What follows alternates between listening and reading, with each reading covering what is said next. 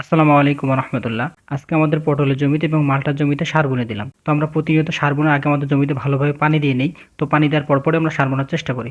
তো আজকে আমরা সেই কাজটাই করছিলাম, আমাদের জমিতে আগে পানি দিয়ে নিয়েছিলাম, তারপরে আমরা সার বোনার জন্য আসছি। তুলনামূলক অন্য দিনের থেকে আজকে আমাদের কাজের ভাগটা বেশি, যার কারণে সকালে আমাদের খামারের সকল কাজ আমরা করে নিই, সকাল সকাল করে নিয়েছিলাম। নেওয়ার পর আমরা মাঠের উদ্দেশ্যে রওনা হয়। তো মাঠে আসার আগে আমরা সাথে করে সার নিয়ে নিয়েছিলাম। আমরা টোটাল 20 কেজি মতো সার নিয়েছিলাম, 10 কেজি ইউরিয়া আর 10 কেজি টিএসপি সার নিয়ে আমি আর সালাম ভাই মাঠের উদ্দেশ্যে রওনা হই। মূলত সার বোনার কাজটা আজকে আব্বুই করবে।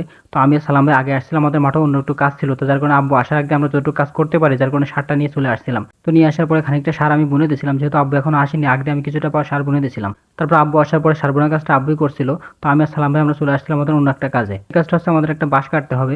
তো আগে বলছি যে বাঁশ কাটা কাজটা খুবই একটা কষ্টের কাজ, যদিও আমাদের বাঁশটা কাটা ছিল, মানে নানা আগেই কেটে রাখছিল, যার কারণে আমাদের তেমন একটা অসুবিধা হয়নি। তো বাঁশ কাটার পরে চিন্তা করলাম, যেহেতু মাঠে আসছে একবার আমরা ঘাসটাও কেটে নিয়ে যাই, তাহলে আমাদের পরবর্তীতে আর মাঠে আসা লাগবে না, যেহেতু আমাদের বাড়ির সাইডে আমাদের কাজটা করতে হবে। যদি এখন আমরা ঘাসটা কেটে নিয়ে যাই, তাহলে পরবর্তীতে আমাদের আর মাঠে আসা লাগবে না। তো যার কারণে আমি ঘাসটা কেটে নিয়েছিলাম। তো ঘাস কাটা শেষ করার পরে চলে আসে আমাদের পরবর্তী কাজে। তো আমাদের যে দুটো বড় মোটর আছে, মানে নদী থেকে যে মোটরের মাধ্যমে আমরা পানি উঠাই, তো ওই চেক বলটা যেহেতু আমরা উপরে ছিল, তো ওইটা আজকে আমাদের নিচে নামাইতে হবে, যার কারণে আমাদের বাসটা লাগবে আর কি। তো আমাদের প্রতি বছরই কিন্তু আমাদের এই কাজটা করতে হয়, মানে বর্ষার সময় আমাদের চেক বলটা উপরে উঠাই নিয়ে আসতে হয়, এবং যখন পানি কমা শুরু হয় তখন আবার নিচে নিয়ে যেতে হয়। তো এখন যেহেতু পানি কমা শুরু করছে, যার কারণে আমাদের চেক বলটা আবার নিচে নামাই দিতে হবে। আমাদের এখানে আগ থেকে গর্ত করা আছে, যেহেতু চেক বলটা অনেকটা বড়, তো যার কারণে আমরা বড় করে গর্ত করে রাখছিলাম, যাতে আমাদের গর্তের ভিতরে আমরা চেক বলটা রাখতে পারি এবং পানি সহজে আসতে পারে।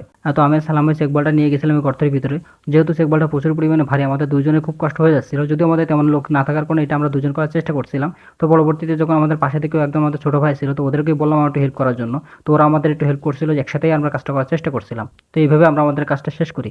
তো আপনাদের একটা কথা আমরা সবসময় বলি, যে আমরা প্রতিদিন যে কাজটা করি সেটা কিন্তু আপনাদের দেখানোর চেষ্টা করি। তো আমাদের এই কাজগুলো যদি আপনাদের ভালো লেগে থাকে, অবশ্যই আমাদের পাশে থাকবেন। তো যেই পর্যন্ত সকলে আমার জন্য দোয়া করবেন, আল্লাহ তাআলা যেন আমার কৃষিতে বারাকাত দান করে, খামারে বারাকাত দান করে। আসসালামু আলাইকুম।